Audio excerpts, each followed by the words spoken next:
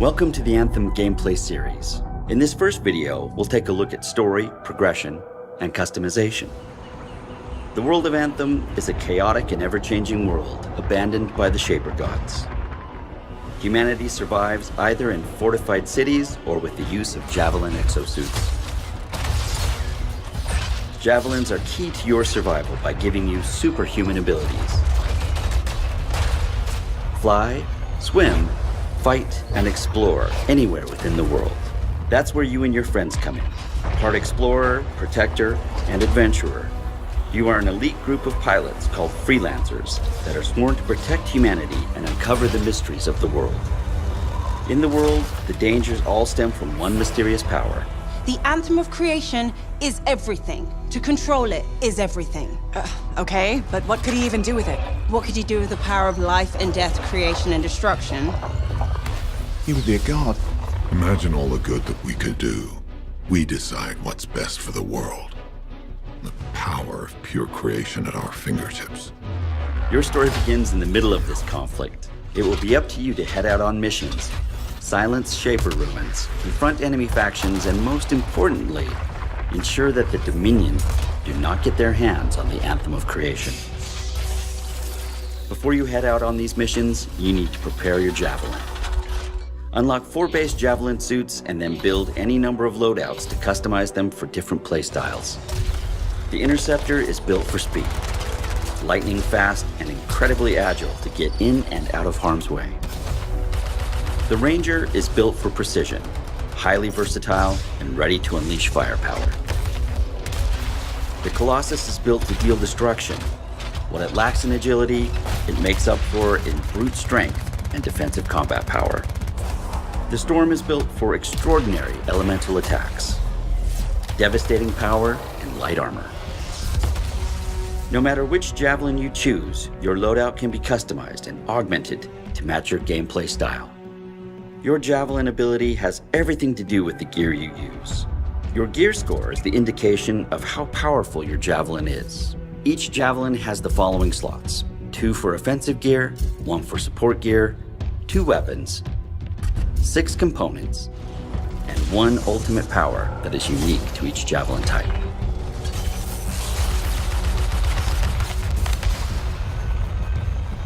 In this case, we have 4 loadouts ready to go for the Ranger.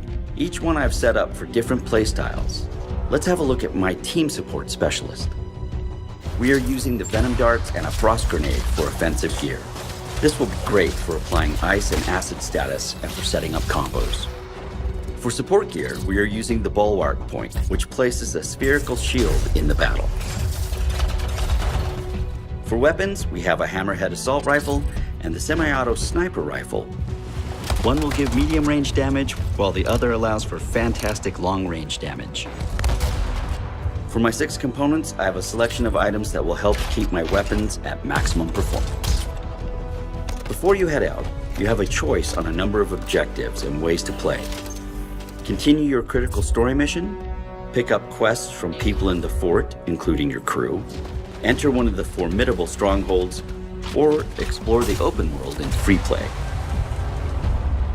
Let's start by checking in with Halleck and continue with one of our story missions. It's just us and the Dominion now. Good. This is a freelancer job. Always has been. Ready, Javelin 1? Ready when you are. We've got your back. You go there and you kick some ass. In this first fight, we are going up against the Dominion Fury. A Fury. The Dominion aren't playing games. Be careful. The Fury hits incredibly hard and will regenerate itself. It will be important to keep moving and use cover or the Bulwark Point. 2 things to remember: protect yourself and time your attacks to do maximum damage in bursts. The Storm is set up for maximum damage using elemental attacks like Lightning Strike and Flaming Orb.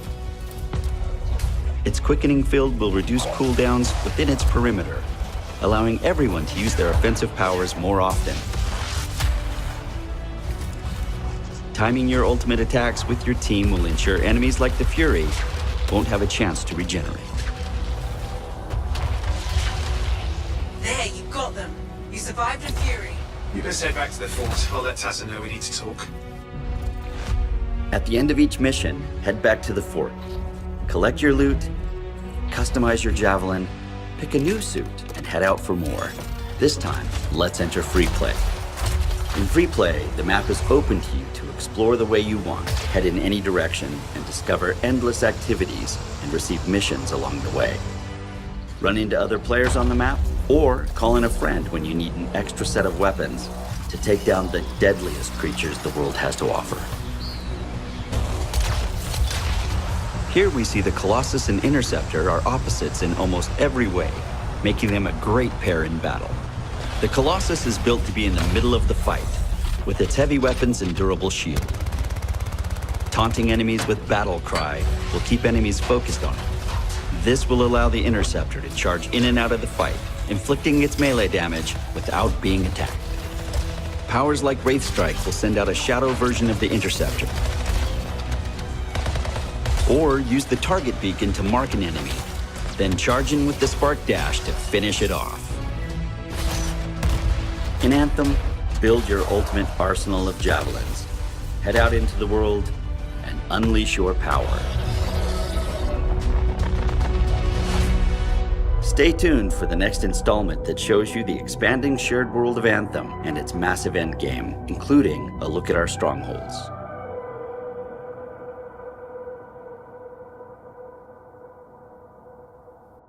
Hey Emily, how's it going? Hey there, it's going great. How are you? Good, good. Hey, just to kick us off, why don't you explain to our amazing fans who have tuned in today who you are and what you do for Anthem? Thanks. My name is Emily Taylor. I've been in the game industry about almost 12 years now, and I've been with BioWare for about a year and a half. Been working on Anthem the last year, and I've been specializing in the area of agent quests. Awesome, awesome. Well, thank you so much for joining us, Emily. In terms of agenda for today, for those of you who don't follow our every tweet with bated breaths, shame on you, you should be doing that. But in case you're not following, today we're going to look at a legendary contract, and we'll explain what that means. We did a poll in the last week of which perspective people wanted to see today, and the vote was incredibly close, but Ranger won. So we're going to play as a Ranger today with a Spark Beam, as requested, and a few other weapons we'll talk about as we get there. Community also requested we show some keyboard and mouse control, so I'll be playing that today with keyboard and mouse, for better or for worse for all of us. And outside of that, that's kind of the main agenda, and then anything else that comes up, we'll be answering your questions.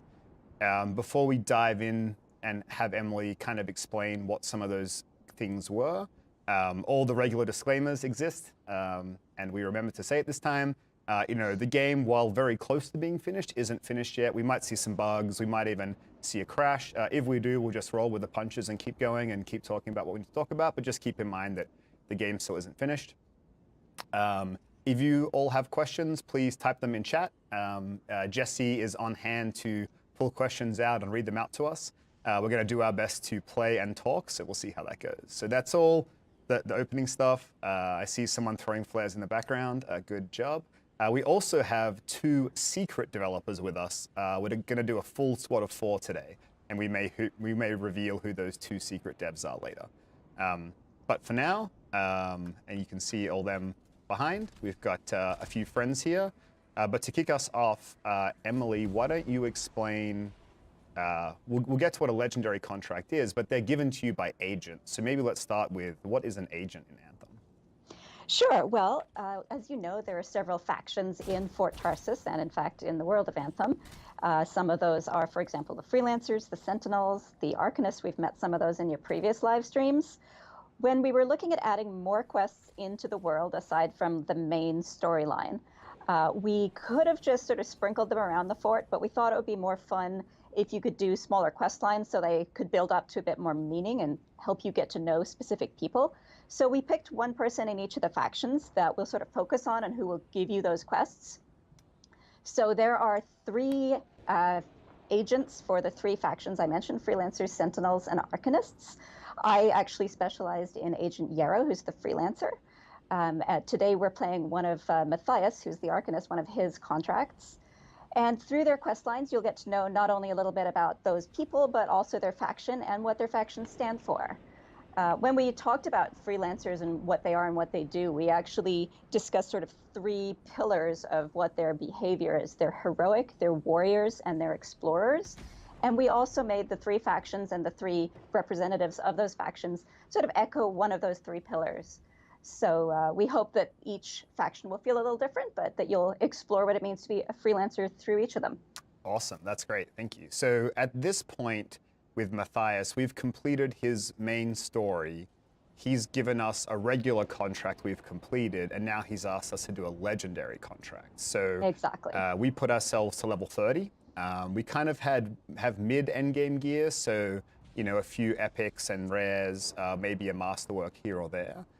So what we might do is just jump into the action. There's several stages to a contract. We might just get through the first one and then take a little break, and we can explain kind of what that was about and how the legendary contract system works.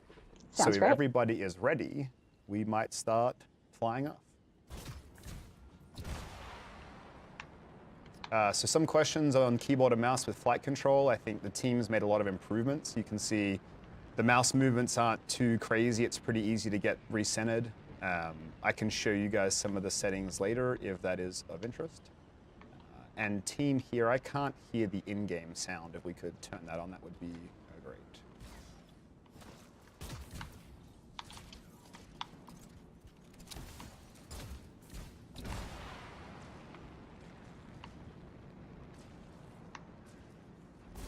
Hold on 1 second. Okay, there we go.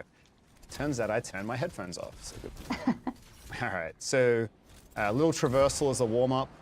There's a lot of tricks with traversal, like trying to skim the water to extend your flight time and looking for waterfalls out in the open. But as we're getting to our first destination, probably one of the questions, Emily, that at least comes up a lot in interviews is, how did we try to design the world so that flight would be possible?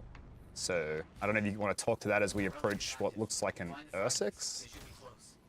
Oh gosh. Actually, I think that might be a better one for you to talk about. Yep. I did not have much to do with designing the world. I just put the quests in it. So I can tell you from that point of view, we had a lot of fun making quests that work well with the verticality. But I wasn't actually involved in the decisions of that. Sure. So I know one of the things we talked about a lot was, in a game full of flight, how does every other part of the game make sense?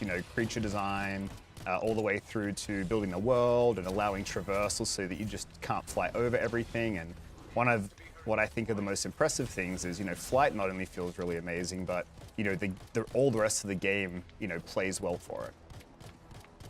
I'm going to also show off right now one of the most requested abilities, which is this guy. Little spark beam. Oh boy. Oh, Yeah, that's pretty cool. got knocked out of the sky. So also on the weapon loadout, we had some questions about this from people. We decided to go with a heavy pistol. So the thing with a heavy pistol is slow rate of fire, but if you can hit weak points, the multiplier for weak point damage is much higher than other weapons. So we need to get all these fragments. So we should probably just split up a little. You can see in the top right our objective. So this is, I think I might actually already have one. Yeah, I'm just getting one now. So what we're doing, as you can see from the quest helper up at the corner there, is we've come across a Shaper relic. These can be unearthed around the world of Anthem. They're obviously relics left over from the time of the Shapers, and they have fairly unpredictable effects. They can sometimes destabilize and throw off these fragments. When they're unstable, what they do is not only do they sort of summon creatures, what creatures may vary at this time. It seems like it's, Scorpidons, I'm just getting blown up by one. Don't mind me. But also, in addition to the creatures that they summon normally, they are very valuable. These are Shaper technology. Who knows what you can learn from them or make them do for you? Everyone is different.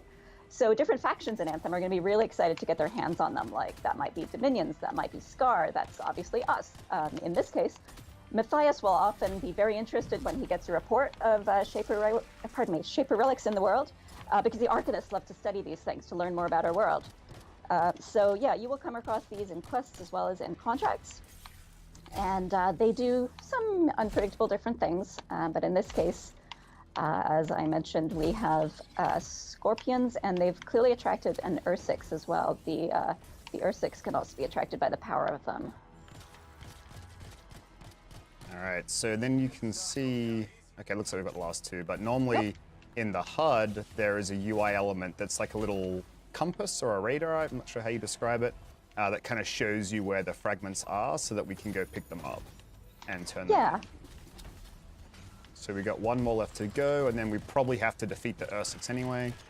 Yeah, we can see that's one of our objectives. Oh my god, I'm getting eaten by Scorpion. As a reference point, we're playing this at level 30 on hard, so this is really hard. Yeah. It's pretty hard. You've got to coordinate a little bit. You doing okay? Yeah, we'll come out. Yeah. I'm just gonna hang out. I think. Oh, I have one. This is why we're not doing it, because talking and playing is not my strong suit. Okay. Yeah. Once we get that last fragment in and restabilize it, the most of the enemies should go away. Oops, just a couple left to clear out. I don't think the Ursix will go away though, so we might have to deal with him. Okay, can you do a little cleanup here? Yeah.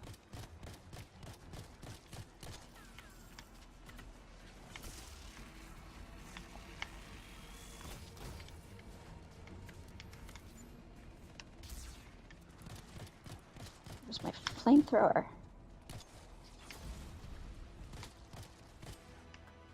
All right. That was pretty fun. Yeah. Oh, we're not even done yet. Okay, it's fine. I'm a little worried, but I gotta get my epic loots that's dropped on the ground for me. Awesome. Nice wind wall, Darren. Thank you. I just gave away who our third player is. It's fine. I also have a rally point here that increases weapon damage. So I'm gonna put this down here if anyone's interested. But this is 20% bonus weapon damage, which is pretty handy. It's one of the ranger's utilities.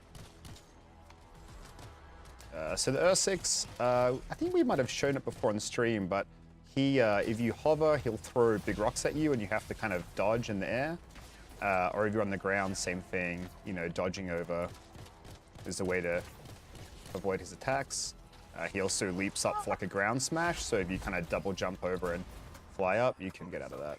Yeah, I'm running away like a rabbit. Okay, there's a health pack. Damn it, stop that. No. Well, since you mentioned it was Darren joining us, I'll just say, because I know Darren and we've worked together before, I love that I'm in the Colossus and he's not. He's, I think, in an Interceptor, because in real life, it's kind of the opposite. Darren is approximately twice my biomass. He's a really tall guy, so I'm enjoying being the Colossus at this point, Darren. I just realized Camden gave himself away. He's called BioCamden, which we haven't introduced Camden to our broader audience yet, but we can do that a bit later on.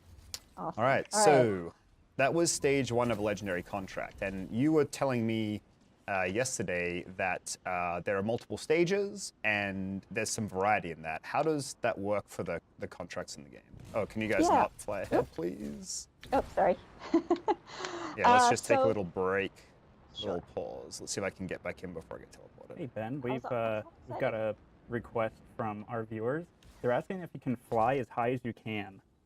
Okay, I will do that. Emily, if you can explain contracts, I will fly as high as I can so we can see what happens. So each faction, as I mentioned, is slightly different. They've got slightly different interests, which means they have also slightly different tasks in Fort Tarsus. So the freelancers are responsible for protecting people inside the fort and outside the fort, for example. Sentinels are more of the guards.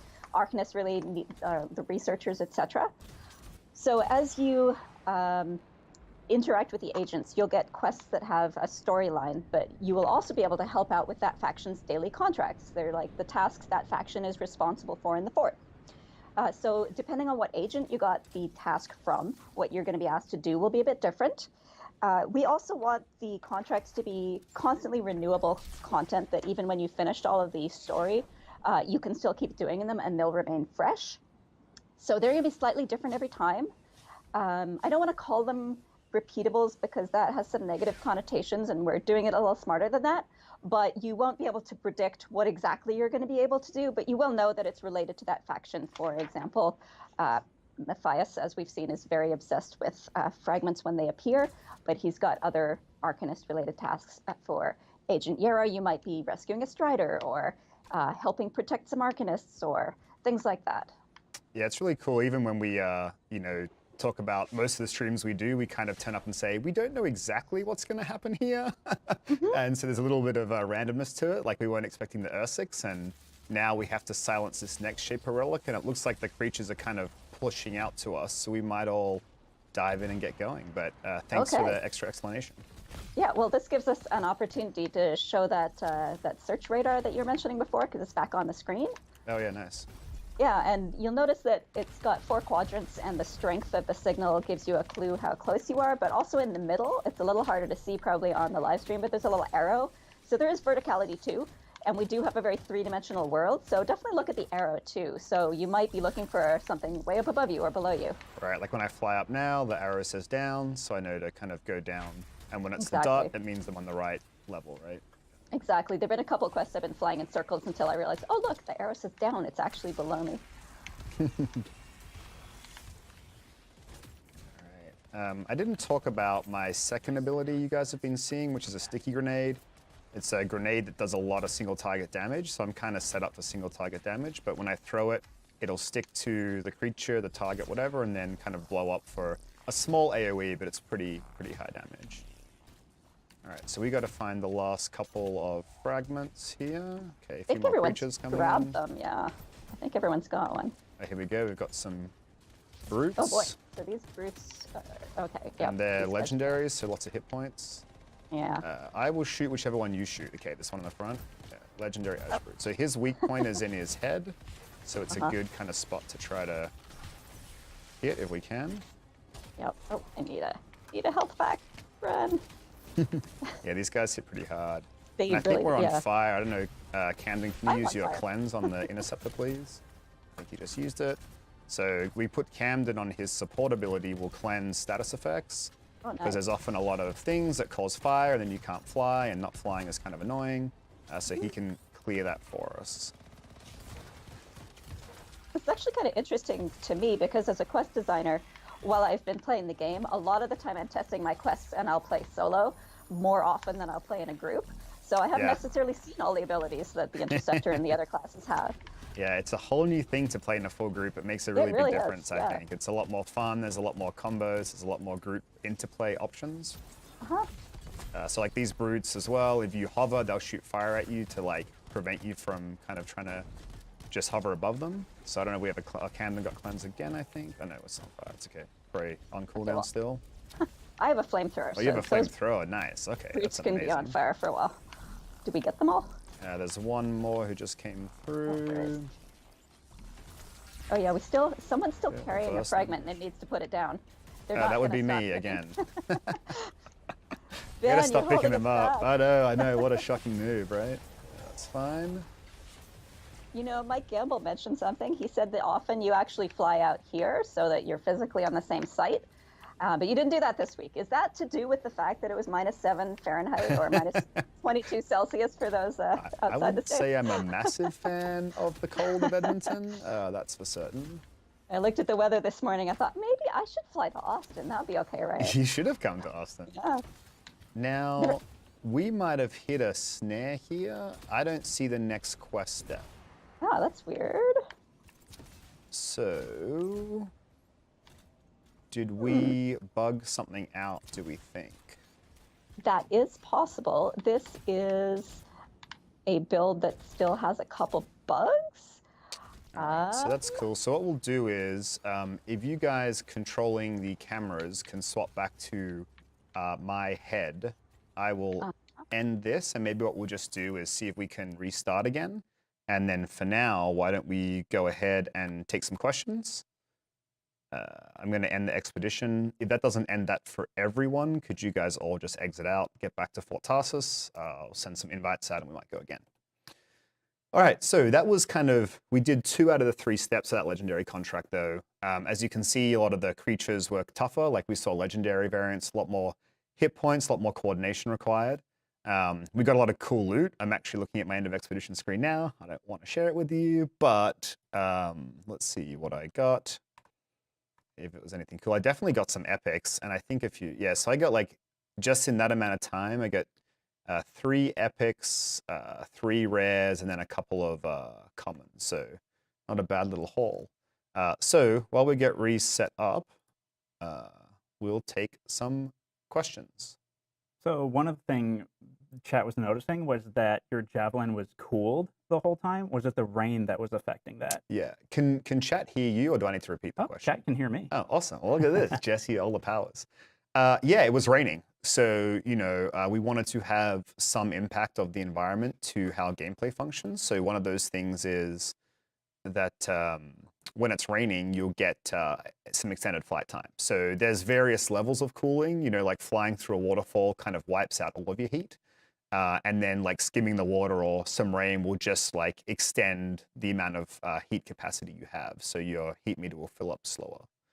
I don't think we want to show Fort Tarsus. If we can go back to my, we still on my head? Okay, that's fine. Cool. So I will get us ready to go again. What other questions do we have, Jesse? Oh, did we explain the flight ceiling enough? So when Emily was talking through how contracts work, the question was, hey, can you fly to the top and show us what that looks like? So can you guys ready up, please? So basically what happens is there's turbulence is kind of the ceiling. So as you fly high, there's these really strong winds that will just push you back to the ground. And so you'll burn your heat trying to go up, and then eventually you'll overheat and kind of crash land. And that's just our way of, controlling the playable space, which I think is a pretty cool solution the team came up with. So another question we've got, I think we might have answered this one before, but what happens if you don't pick up loot? Yep. So Talisker, can you hit ready? Okay, cool. Yeah, so we have some systems for this. We've explained it a couple times on social media, but basically, if you don't pick up a masterwork or legendary item, we'll mail it to you. But everything else, you basically lose if you don't pick up. And so the reason for that is, if we just sent everything to you, you would never bother looking for loot and picking it up. And, discovering that loot and finding that loot's an important part of the game. So we really want to encourage people to, after, completing a mission or completing an encounter, to like look around, pick up the loot. As you saw when we were playing, I was like running towards little blue and purple things all the time. They're pretty easy to see in the game now. We've made a lot of iterations since like EA Play, for example. So it's pretty easy to pick them up, but we want that to be a conscious thing that you're like, this game is about collecting loot. We want you to consciously go and pick it up. But give you a little bit of protection for super rare stuff so that you don't lose out on that. So that's how loot works. You guys can swap back to, See what I can do. yeah, that thing. Us. I was going to say. All right, so I got another thing people are asking a lot about are emotes. So I think These we've guys? got some good ones equipped here, actually, if we want. So let's see. Okay, so Nighthawk, Emily's doing the air guitar. Let's do that one more time, maybe. Camden is waving. It's a little boring, Camden. I feel like you're better than that. We've got flares. What do we got on Talisker? A little point. Oh, I don't know if you're saying like, let's go that way, or if you're saying, I'm going to come get you. That's fine. So we've got some pretty cool emotes there. I think we should talk about your appearance, Emily, both in real life and in game. I hope you feels like there's some appreciate themes going here. I hope you appreciate that I'm matching. This is a lot of work, a lot of coordination. So orange is my favorite color, and I just love the customization options in it. So you will usually see me looking like something very garish. And the Colossus is such a big canvas to paint on, too. It's like so much area. It's great. So, yeah. All right. Hey, let's go towards this first objective again. And let's see, maybe we have something different this time around. Last thing on emotes, Ben. Yep. People are really asking this a lot. Are we going to add a dab emote? Sure. You dab all day. We might have had one we've captured already. I can't remember if we've, you capture it or create it, and then we have to process it and get it in game. So I forget if we have one in game or if we've just got one in the pipeline that will come eventually.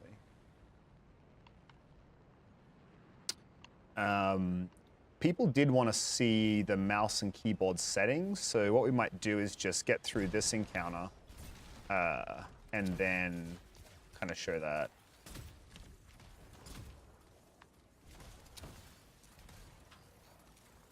I broke the cardinal rule of flying, which is if you overheat, you get penalized and have to wait a bunch. Okay, so maybe because I reset this, we have the same encounter again. Oh, yeah. It thought that we failed the mission, so you're just restarting the mission, I think. Right. That makes sense. Yep, there's our buddy again. All right. Well, let's get these fragments in fast this time, hey? All right. Where is the? Here it is. This is a bit brave.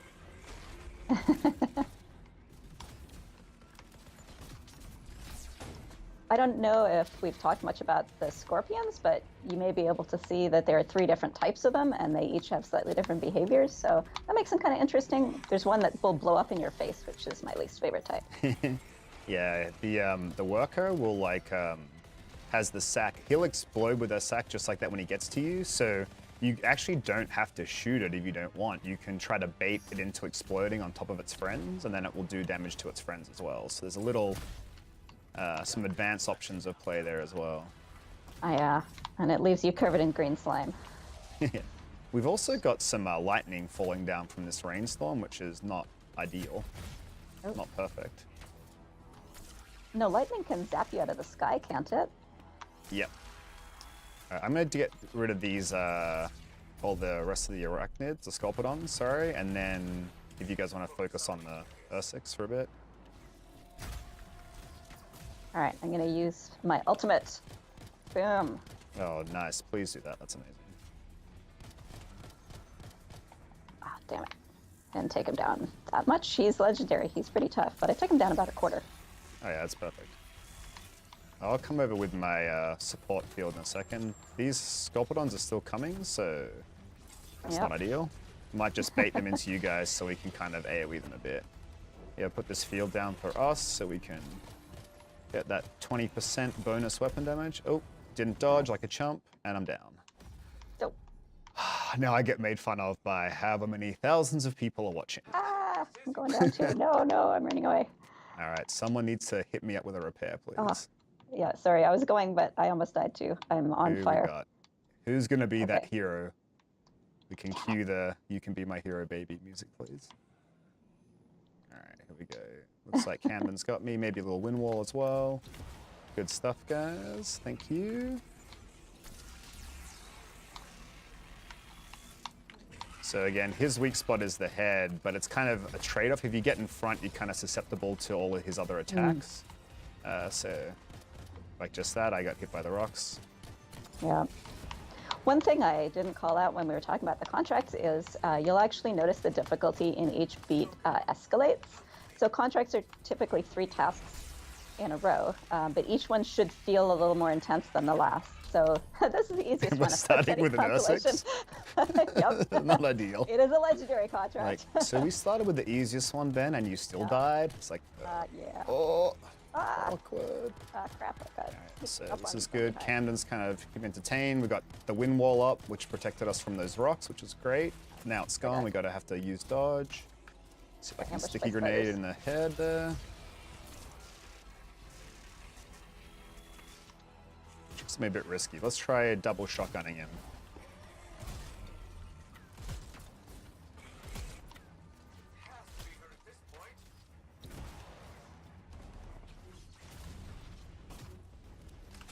Nice flamethrower. Got my spark beam on him as well. Okay, now he's on fire. It's great. Taking that extra dot damage. It's I might have fine. just died. Can Darren get you there? That's a little brave. Did you guys both go down? I think so. I think we died together. Unfortunate. All right, I'm gonna bait him, Camden. If you can pick him up, please. Yay! Thank you. Oh, that was embarrassing.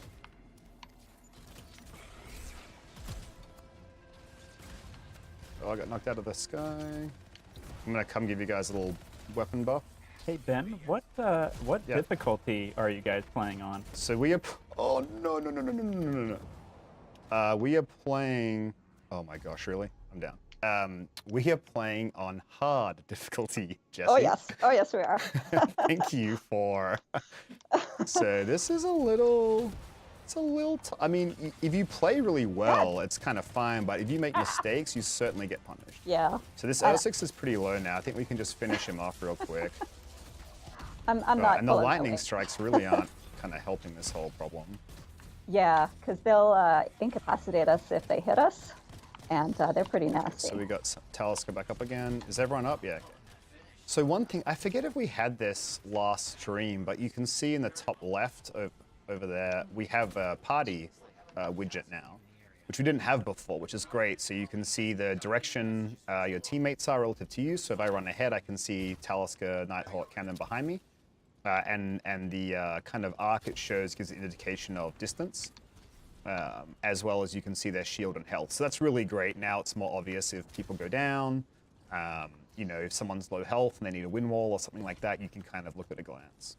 All right, so we're going to show keyboard and mouse settings real quick. Controls, keyboard and mouse. Okay, so a couple of sensitivity options. So I play pretty low sensitivity in most games, so like 800 DPI, like but lower. So for me, I put, so again, my mouse is 800 DPI for the nerds out there, which I am one of. So I play 12%, and for me, I like my aimed and zoom to be consistent. I like that feel to feel the same. So, but you do have those two toggles there. Any kind of vertical aim sensitivity modifier you want. So, you know, we make it the same by default, but if you're used to kind of any kind of console sensitivity stuff, you can change it. I think most people leave that here. So for me, I like aiming low sensitivity, but I really like flight and swimming to be higher sensitivity. To me, that feels more like a thumbstick on a controller. And so I put mine up to 80%. And then you can see here, I won't go into all these now because it will take a lot of time. But we have a bunch of different sensitivity options, including precision and response time, which kind of, there's a little description about what these things mean as well. But I think what that means is I think a lot of PC players kind of get used to their sensitivities. And so when you're doing that, you can really like dial this in to play the way that you want it to. So that's sensitivity. And then of course, for PC and keyboard and mouse, you can do key bindings for remap. So these are our default ones. I've done a couple extra. So for me, I like to have hover on mouse 5 as well as C. And then I use melee on mouse 4 instead of V. I just find V's tricky for me, but using my thumb button for melee is easy. So yeah, that's how the PC controls work. Hopefully we tick that box. So let's go to the next one. And then I think after we do this beat of the contract, we had a few more questions for you, Emily, just around contracts and kind of how they work. Yeah, absolutely. So it looks like we have to investigate a missing Arcanist. So this is different than the second one we had last time, this right? is. So, okay. I'm pretty sure it is. I don't remember wolves before. Yeah, we were silencing last time. Yeah, we'd got another relic, but this Look at all is this different. loot. Look at all this loot. I'm on it today. Yeah, so we have an Arcanist researcher, must be one of Matthias's friends who needs protecting.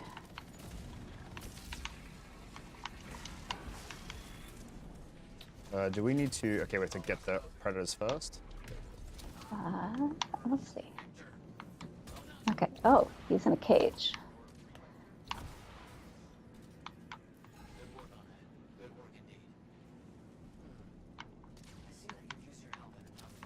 Alright, we're good.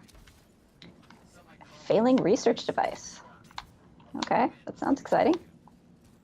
Understood. Let's see what I can do. Let's go out. Let's see. Something here, maybe?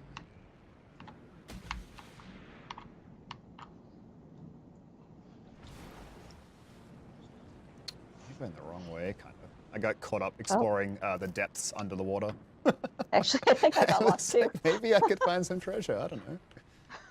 Well, there's treasure all over the world. Even when you're out in free play, you'll occasionally come across a chest.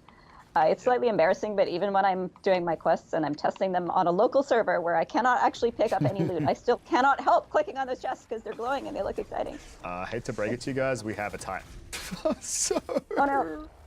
Okay, type search. Camden, I hope you have your cleanse fire buttons ready, please. I'm gonna die. We'll be fine. We'll be fine. We'll be fine. So the whole thing with the Titan is, okay, hold on. What do we got to do? We got to get the 3 devices. Okay, I'm gonna go with Camden over here. Do you have this one? Oh. Can you cleanse fire? I don't know if you did already. I want to fly. Okay. So Okay, Titans have this huge chest attack that you really got to stay out of the beam, but they also put out rings of fire, and I believe it's possible to jump over the rings if you're agile. It's basically a jumping puzzle where you yeah. can. Uh-oh, this is bad for me. But I'm not agile, and I'm on fire now. Okay, we have 2 Titans, so that's a thing. Let's take the one with Nighthawk first if we can. This is gonna be really interesting. I'm frozen. Unfortunate news. Okay, so let's get where Camden is first. Okay. I think one at a time is probably best, unless you guys have a different idea. That sounds good to me. I'm gonna try my ultimate again. See if So the whole oh nice. Because the whole thing with the Titan is when parts of his arms glow, they're the weak points.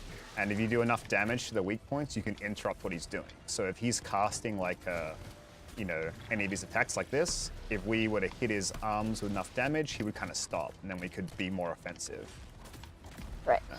He'll also spawn those, you see those explosions behind us just there? So you've really got to time the dodges when you see it in the corner of your eye. And then the rings of fire, you got to dodge, and then he spawns little elementals as well. Hey Ben, question from everyone: are there like different sizes of Titans? Yeah, so there are small Titans, and there are big Titans, and then of the big Titans, there are like elite and legendary versions. So this is an elite lesser. So this is one of the. Is this one of the higher ones? Oh, the more powerful ones. Well, he's elite, so he's pretty nasty, but lesser does imply there are bigger ones we're going to meet, which I'm not too much of a fan of. Oh my goodness. I can even see for all of the fire that I'm on. Okay, I'm putting my field down, but like right on his face, which is borderline crazy. I need a health pack. Oh, there's one over there. So you can see I'm trying to time most of my shots on his ability casts and then like reload in between, so that I'm ready again for his next cast. I think one of the nastiest things about him is if his fire ring hits you, then you're on fire, which overheats you, which means you can't fly to miss the next one. They're not for the faint-hearted. These are... No. Are there 3? Okay. Yeah, that's I think fine. we just got another one. All right. See, remember what I said about the difficulty escalating? Did I mention? Oh, I got hit by that. Yeah, I am now on fire, and I just keep getting Let's get more abilities up here.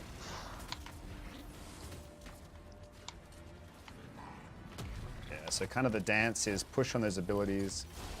Probably need to keep this other one in my line of sight, because I keep getting hit by its abilities as well.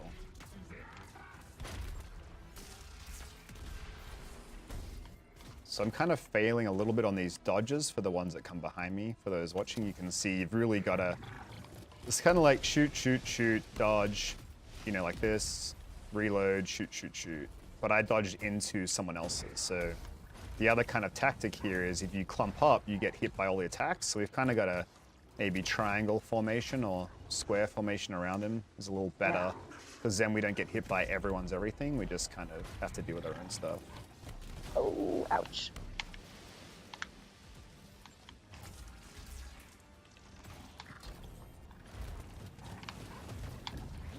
Okay, see, I dodged that one that time, I think. Nice.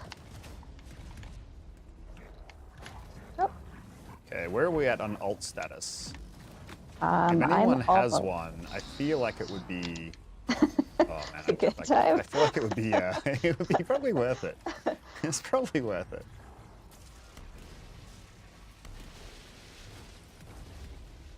So there's lots of health goblets on him. I see a few of us are low. We want to it's kind of that risk, like in between this cast, maybe I can pick up a couple of health things and ammo. So, these creatures are kind of longer fights, and so at certain times they'll still drop armor and health, so that for longer fights, you know, you kind of can resupply if you need to.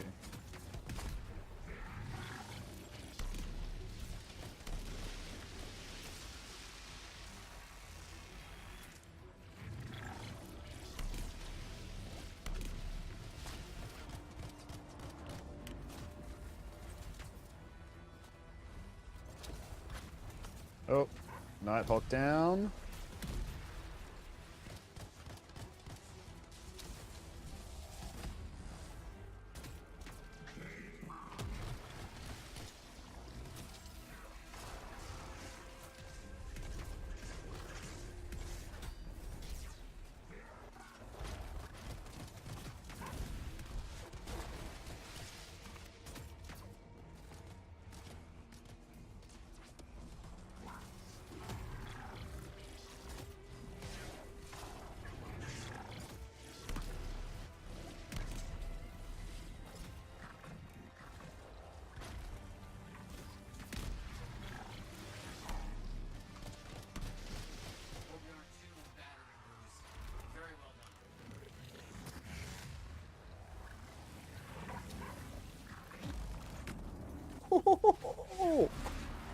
That's what I'm talking about. Look at that. Masterwork item. Okay, alright. I see Emily back, but I can't hear her. It's okay, we'll keep going. Do we have any other questions, Jesse? We can answer as we try to defeat this final one.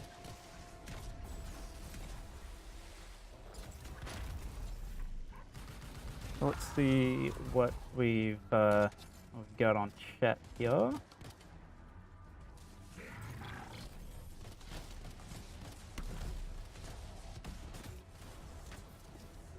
So what happens if everyone dies here and you all go down? Yep, so if you go down, a player can repay you.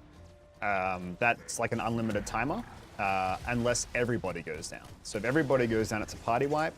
And then in the case of a legendary contract like this, we would start at our last checkpoint. So we would be at the beginning of this encounter and we'd have to defeat all of these titans again, basically. To get a little reload there. Oh, nice, her ultimate's going off. So Emily's back in game, we just can't quite hear her, so that's okay. We have her skills, just not her question answering abilities. Any other questions, Jesse, that you can see?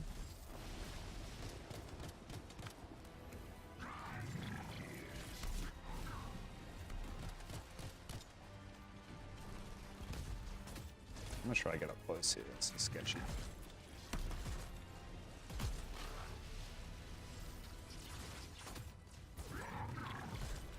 So I see we're being asked about PC settings a lot, of like what recommended specs are for PC. I believe we released that, didn't we, Ben? Yeah, we did. I don't have all the info in my head for that, but certainly if you look it up on our official website, I'm pretty sure it is all there.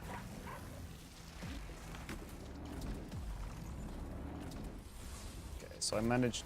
I dropped right into the fire. Yeah, getting this dance right takes a little bit of practice.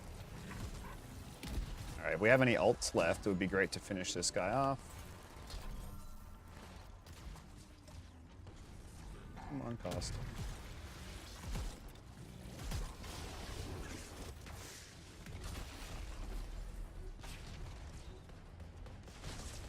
There we go. There we go. Good stuff, team. Oh, same thing, got greedy for that loot too early, like I do every single time. All right, so I think we might show this end of expedition screen, a little bit of it. I think that's okay, right? Mainly because I want to show I just want to show the masterwork reveal because I want to know what I got. And let's do that. All right, that sounds good. All right, but why don't we get a couple more questions? We're probably almost out of time. I got kind of carried away in the excitement there. I'm gonna skip a few things here. Do I want to? Hold on.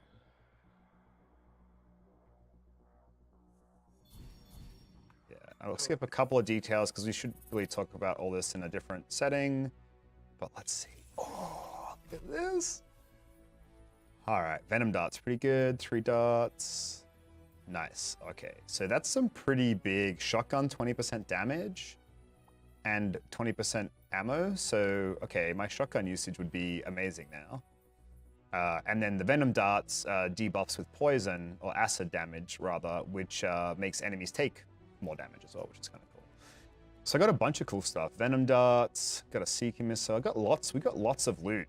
Like, legendary contracts are no joke. What do we get here? Assault Rifle, Sniper Rifle, Colossus component, trying to convince me to go play something different. It's very savvy. Assault Rifle, Sniper Rifle, LMG, nice, and a Barrage Heavy Pistol, which probably isn't as good as the one that I already have on. This is a high rate of fire one. All right, so we might swap off the game back to my head, I guess, so that I can go through the rest of the UIs that I think when